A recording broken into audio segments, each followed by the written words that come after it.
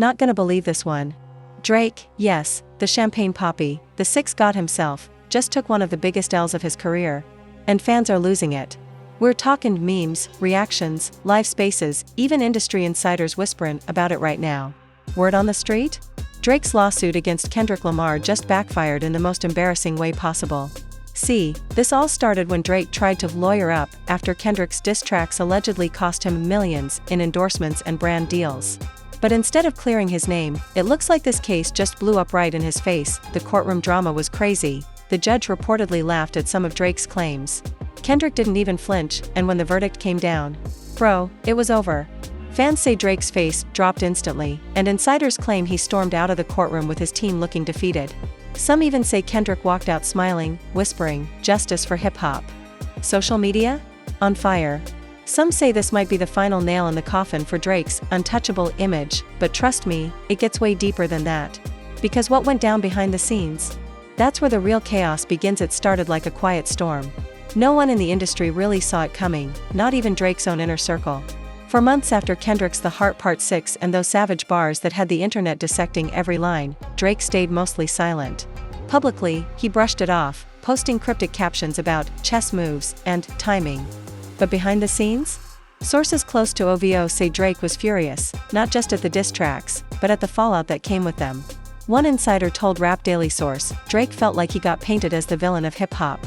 Sponsors started pulling back. He was mad that Kendrick could just walk away clean while he looked corny online.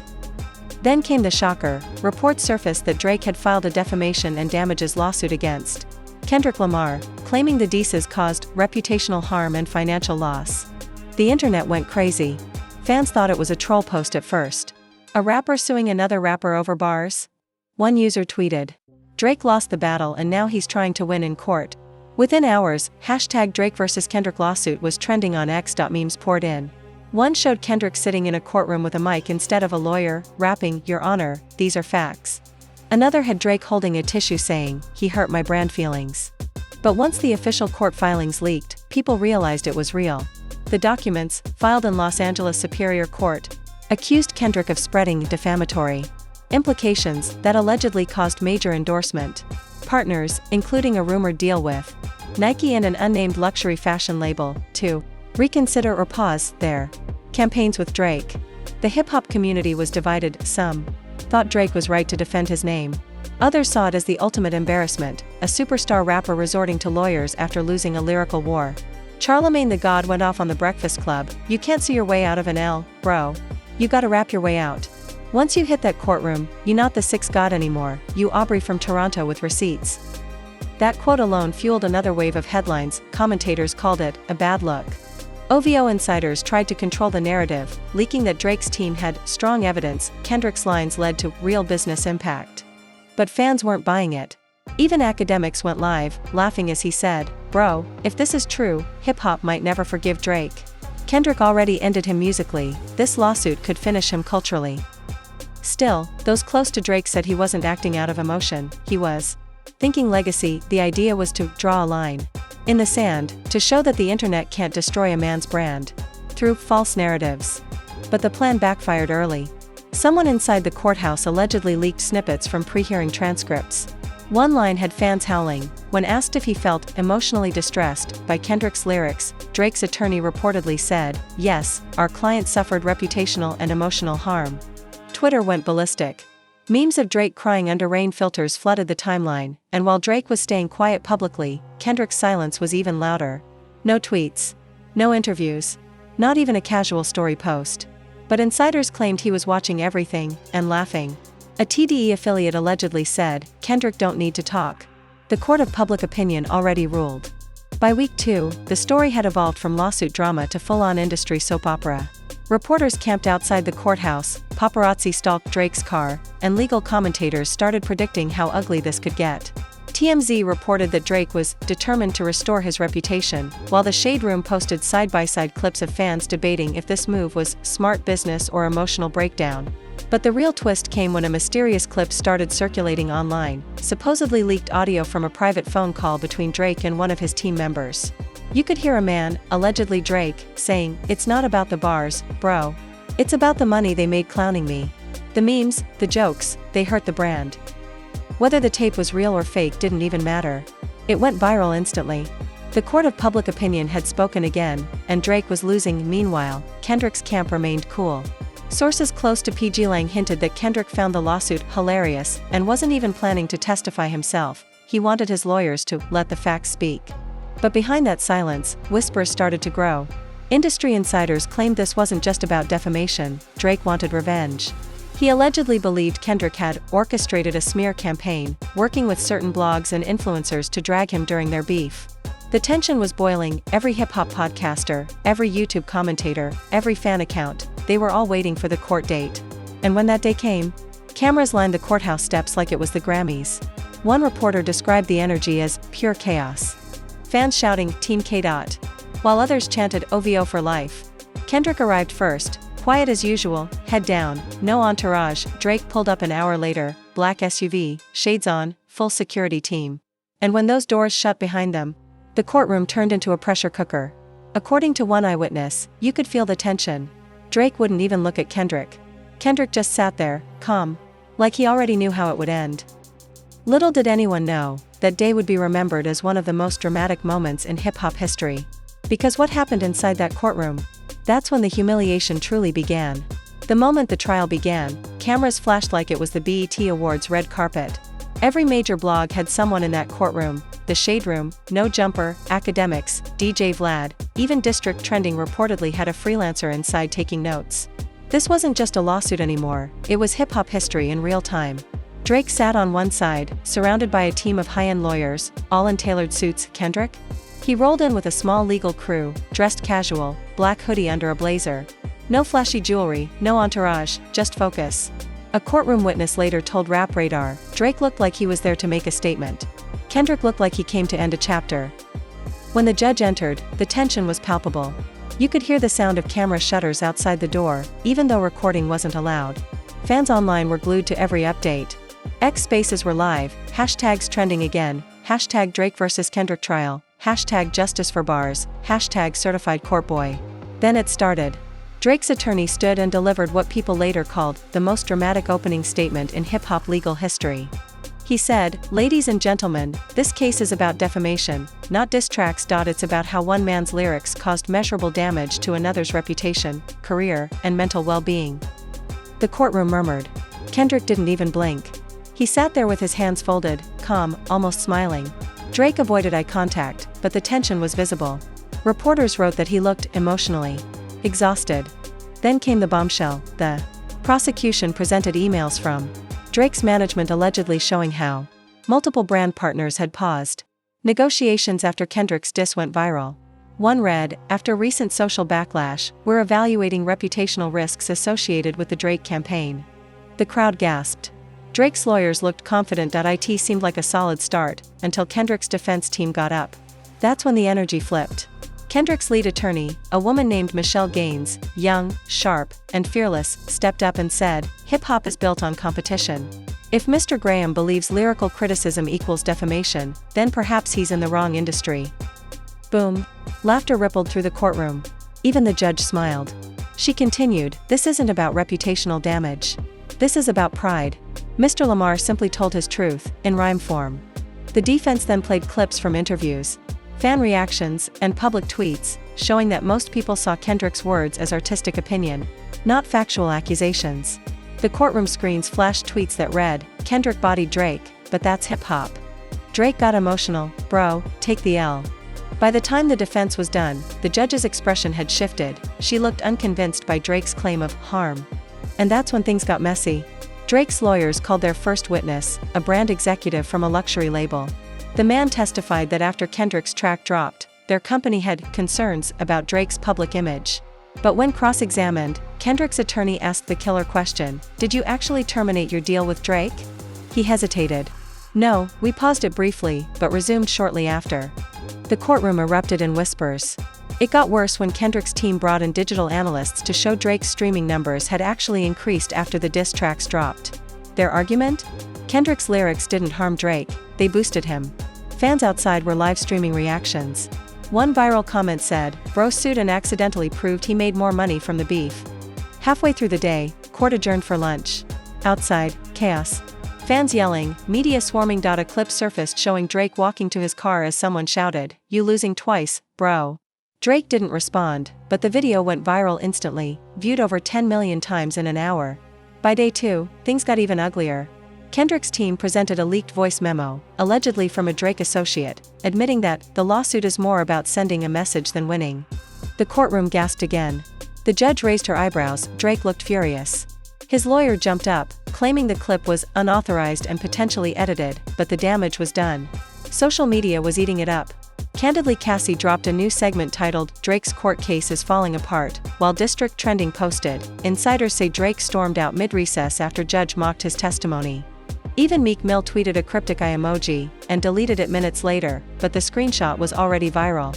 Then came the most humiliating moment yet. During cross-examination, Kendrick's lawyer asked Drake directly, "Mr. Graham, would you say you were emotionally affected by the online reaction to these songs?" Drake paused. Everyone leaned in. He sighed, then said quietly, I mean, it was a lot." Kendrick looked up for the first time all day. Their eyes met for a split second, and Kendrick just smirked. The moment got described by one reporter as the stare that broke the internet. Within hours, a still image of that moment was trending everywhere, fans calling it the real defeat. That's when it hit Drake's team. They were losing control of the narrative again. By the end of the day, rumors started spreading that Drake's team was considering settlement discussions. Some insiders even said he wanted to pull the case before the verdict to save face. But Kendrick's team wasn't backing down. A source close to PG Lang told Rap Talk Weekly, "Kendrick wants this in the record books. He's not settling. He's proving a point." That night, hip-hop was divided again. Some fans sympathized with Drake, saying he was being bullied for being vulnerable. Others called it karma for years of dodging lyrical accountability. Meanwhile, a mysterious Reddit thread popped up, claiming someone inside the courthouse overheard the judge joking, maybe Drake should have dropped another track instead of this case. Whether real or fake, the quote went viral instantly, and the meme flood began again. By the time the trial reached its third day, the damage was irreversible. The "certified lover boy" had turned into the internet's favorite punchline. Even late-night hosts joined in. Jimmy Kimmel joked, "Drake suing Kendrick for emotional harm is like LeBron suing Steph for shooting too many threes." The laughter, the headlines, the endless tweets, it was everywhere. But nobody expected what came next. Because right when it seemed like Drake was done for, something massive leaked, something that threatened to flip the entire case upside down. And it came straight from inside Drake's own camp. By the third day of the trial, the internet was already calling it Drake's downfall week. Every meme page, every rap podcast, every fan space was dissecting his every move. Even artists who usually stayed quiet started throwing subtle shade. But the real chaos didn't start in the courtroom, it started online. Around 9 a.m., just hours before the next hearing, a mysterious clip surfaced on Reddit under the title OVO Leak, Drake's Real Thoughts on Kendrick. The post blew up within minutes.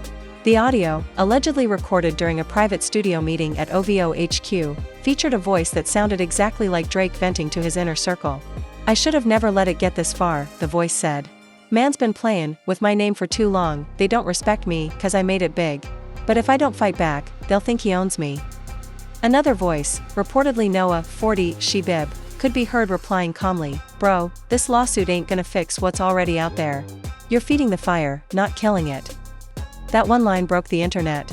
Within an hour, #OVO leaked and #Drake tape were trending across every platform. Fans called it the most revealing look into Drake's mindset ever. Others said it proved that the lawsuit was pure ego. And if that wasn't enough? 10 minutes later, a second clip dropped. This one was worse. The audio allegedly featured Drake saying, "I don't even care about winning. I just want to embarrass him, make him look small for once." Boom. Explosion, the blogs went insane. Say Cheese TV posted, leaked audio, Drake admits lawsuit against Kendrick ain't about winning, it's about pride. Candidly, Cassie uploaded a breakdown titled, Drake's EGO exposed, OVO source leaks everything. Within hours, the court issued an emergency statement saying the leaks would be reviewed for authenticity. But the damage was already done. Inside the courtroom, reporters described Drake looking visibly shaken. His team whispered frantically. The judge even paused the session for 5 minutes to restore order as journalists swarmed the hallway. Then, like something straight out of a Netflix documentary, Kendrick's lawyers played the leaked audio in court. You could hear a pin drop. Drake sat frozen, staring down at the table, while the recording echoed through the courtroom speakers. Kendrick's attorney said, "Your Honor, this clearly demonstrates intent. this case was never about defamation, but about revenge and humiliation. Drake's lawyer jumped to his feet, yelling, "Objection! These recordings are unverified and illegally obtained." But the judge allowed them to be heard, for context. That was the breaking point. Witnesses say Drake rubbed his face, leaned back in his chair, and muttered something under his breath. Kendrick just sat still, no smirk this time. Just quiet confidence.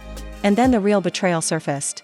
A report from Rap Radar Insider claimed the leak came from inside OVO, allegedly from a disgruntled team member who had grown frustrated with how Drake handled the Kendrick beef. Some fans pointed fingers at a close associate, while others thought it might have been a calculated move by someone trying to end the lawsuit before it destroyed Drake completely. By the next morning, half of Drake's camp was trending, #OVOTraitor. #Who leaked it? #Drake vs Drake.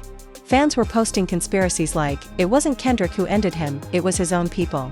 Meanwhile, Drake's PR team tried damage control. They released a statement calling the audio fake and digitally manipulated. But forensic experts quoted by Entertainment Week claimed the voice matched, with 98% confidence. At that point, the internet was split into two camps, one side saying, Drake finally exposed as insecure and power-hungry. The other saying, he's human, he just snapped under pressure. But even among his defenders, sympathy was running thin. Then came another twist. A private email chain between Drake's legal advisor and a brand consultant leaked, where they discussed using the lawsuit to reframe the narrative and rebuild brand trust. That sealed it. The headlines the next day were brutal. Drake's lawsuit was a PR move gone wrong. OVO imploding from the inside. Drake's worst week ever. Industry insiders claimed tensions inside OVO reached an all-time high. Rumors swirled that one longtime team member got cut off completely. Another was seen leaving OVO offices visibly upset. Meanwhile, Kendrick's side remained silent. Not one public comment, not one post. The silence only made him look stronger. During one break in court, a paparazzi mic caught a faint exchange between Kendrick and his lawyer. Kendrick reportedly said, "You don't gotta fight loud when truth speaks for itself." That clip went viral. Fans started calling him the silent assassin. But while Kendrick looked unbothered, sources close to the case say Drake was unraveling behind closed doors. He canceled 2 meetings, skipped a brand shoot, and wasn't seen at his usual Toronto restaurant for days. One insider said, "He's hurt. This ain't just legal, it's personal." By day 4, the judge had seen enough. After reviewing both sides, the court ruled that Kendrick's lyrics were protected under artistic expression, and there was insufficient evidence to prove Drake suffered quantifiable harm. Verdict, case dismissed. The courtroom exploded in chatter. Kendrick's lawyers shook hands. Drake just sat still, staring at the table. When he finally stood, he looked defeated. One reporter described it perfectly. It wasn't anger on his face, it was embarrassment. Outside, Kendrick's fans were chanting, "We cry together," while OVO supporters quietly left the scene. Social media erupted instantly. #DrakeLoss trended for 48 hours. #KendrickOneCourt trended right behind it. Even Rihanna allegedly liked a shady meme of Drake in a courtroom with the caption, "Certified Lawsuit Boy." Within hours, hip-hop commentators declared it the final L in the Drake vs. Kendrick saga.